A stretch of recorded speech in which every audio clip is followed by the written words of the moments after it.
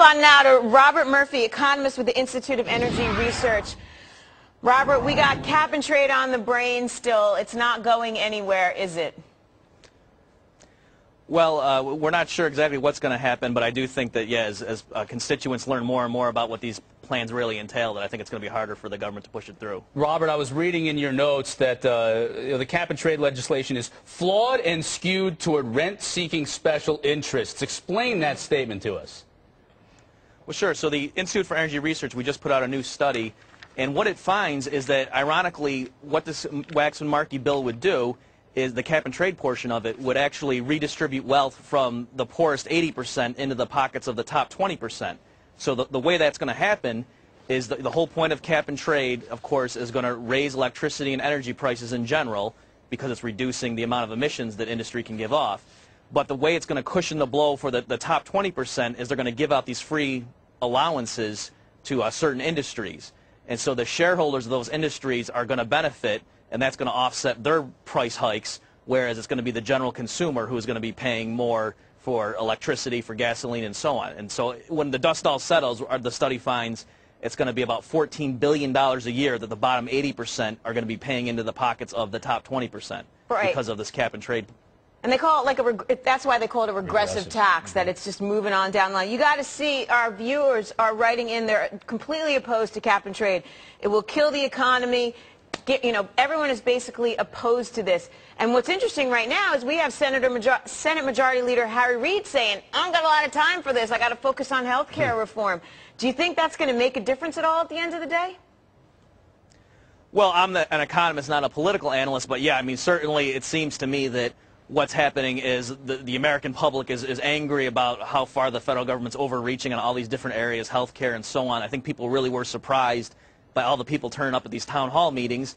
And certainly with the Copenhagen meetings later this year, they don't want to bring something to a vote and have it fail. So, I think that they are maybe rethinking their strategy. On this particular, you talk about the regressive tax and basically redistributing the wealth.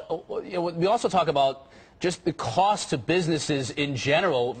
Forget about the average taxpayer, the individual. Will certain businesses be hurt more than others, or is this basically across the board, hey, it's going to be more expensive to produce goods, goods will then be more expensive to buy, almost an inflationary situation across the board? Well, it's going to hurt particular sectors harder than others. So again, just to remind your viewers, what this cap and trade does, the government is going to set this artificial cap on how much carbon dioxide can be emitted each year, and they're going to ratchet down that cap year after year. So it's going to tighten the screws on business. It's going to put constraints on business. But businesses that typically would emit more CO2, like coal-fired power plants, they're going to be hit the hardest. But what's happening behind the scenes, some businesses are lobbying in Washington, and they're getting provisions into the bill where they're going to get these allowances, giving them the right to emit carbon for free. So the government's going to hand them out to those businesses. So they're obviously going to be fine because they're getting handouts from the government while the rest of the public and businesses who aren't so favored are going to be paying for it. Robert, let's talk about the cost to the individuals like Chris and I. We've heard all different kinds of numbers. We have the Democrats saying it's going to cost you a mere postage stamp a day.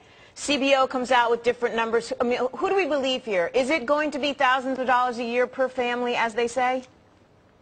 Well, sure. This is a subtle issue. I'm glad you raised the question. So when the CBO and the people who are pushing this thing, when they say it's going to be a postage stamp a day, that figure refers to what they're calling the net burden. So what they're talking about is the government's going to get all this revenue from auctioning off the allowances, and then they're going to spend that money so it's getting back into the economy. So that's the logic they're using. So they don't count that as an impact. They're saying, yeah, sure, you're going to pay higher electricity bills, but if the government spends the money on funding renewable energy research, that's not a net cost. So when they're talking about a postage stamp a day, that's very misleading. If you look at just the gross burden, it's several times higher than the numbers they're throwing around. Robert, have you looked at the economic impact for coal-producing states, the ones that the economies are really tied into it, West Virginia, Pennsylvania, Virginia, and some of these others?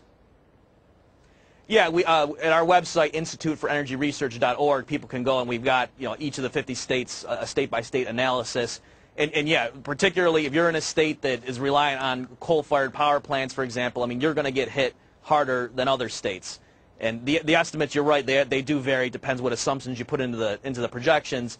But I mean, the projections are in some states, you know, gasoline could go up anywhere 50 cents to $1.50 per gallon. I mean, those are some of the figures for when this stuff really kicks in. Robert, before we wrap, let me ask you this then. Will this pass, and when do you see it happening?